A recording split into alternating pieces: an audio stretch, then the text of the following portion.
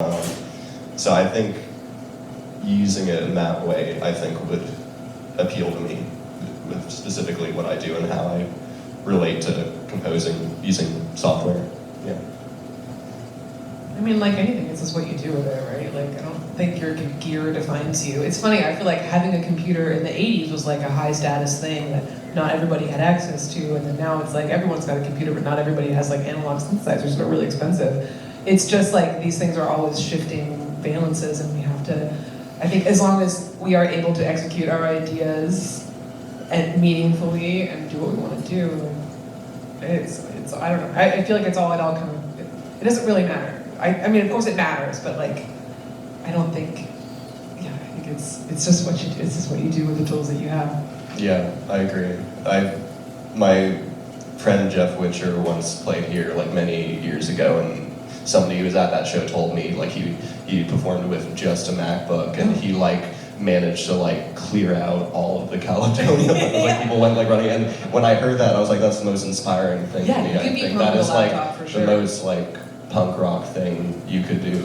When I first met my bandmate John, I don't know where he is, he's in this room somewhere, but that was the way he performed. It was just he had a laptop on the ground, and I was like, the way he would move around the space, I was like, he's gonna kick it, he's gonna break that computer. And it was, it's like you can be punk with whatever tool you have, you know? Absolutely. But you can't, I don't know, you can't buy your way into that either, you know what I mean? Like it's really about your spirit and not necessarily about your tool. Yeah, I agree.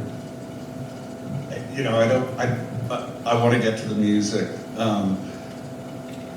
First of all, is there anything that has come up here that any of you want to ask the others about, or any ideas that have occurred to you as we've been talking, or as Claire was talking earlier? Because I want to give you all space to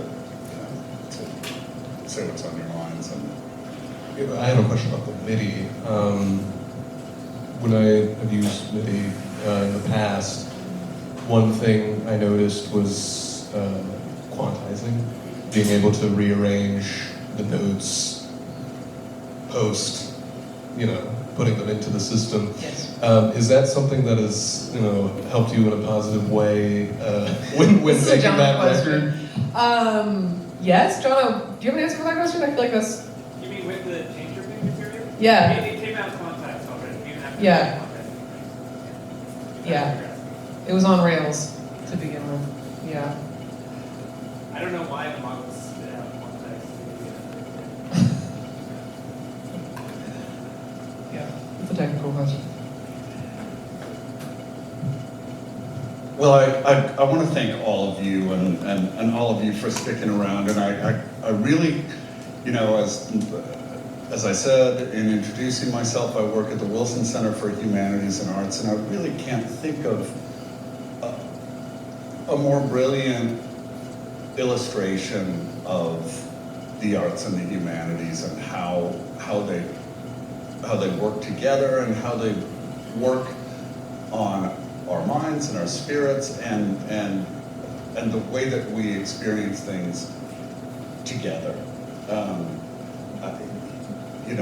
Claire, your talk about, your process is incredible, but the way that you bring in the past and do all of this self-interrogation and confronting of assumptions and ideas and things that are thought or meant to be barriers or considered in that way.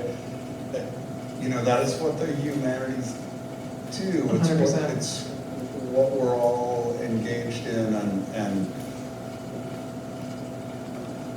these are exactly the kinds of conversations that I love to have to illustrate how these fields of study, how these ideas actually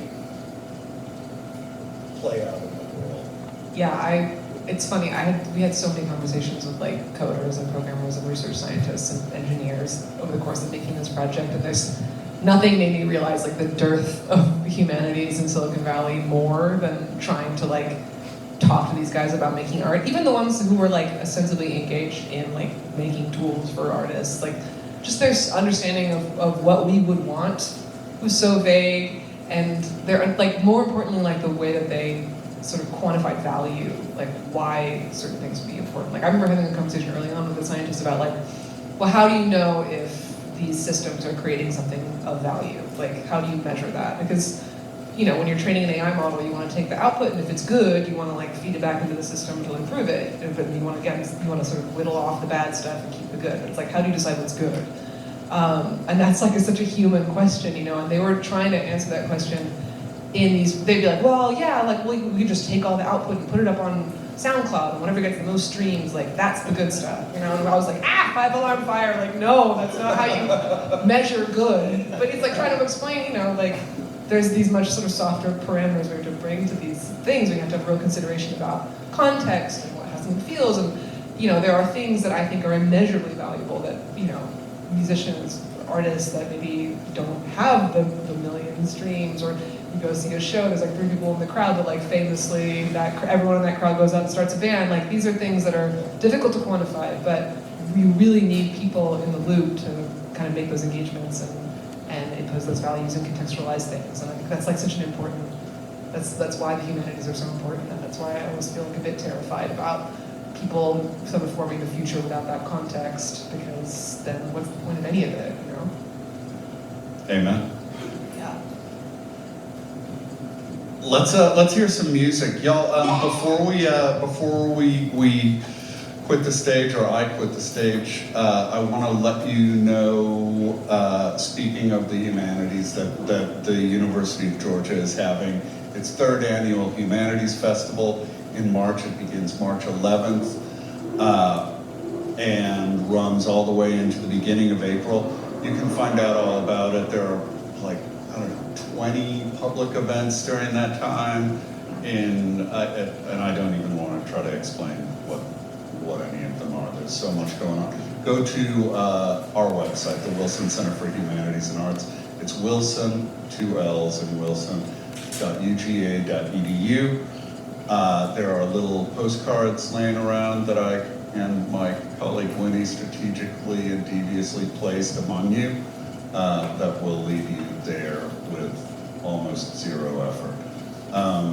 Thank you, Claire, for coming here. Thanks for having me. This is amazing. This was an event in our Global Georgia series, which is also still going on, and there you'll find out all about that if you check our website too. Oliver, Marcel, thank you both so much. Can't wait to hear your art, and Thank you. Thanks for having us. yeah. All right, we'll see you in a minute.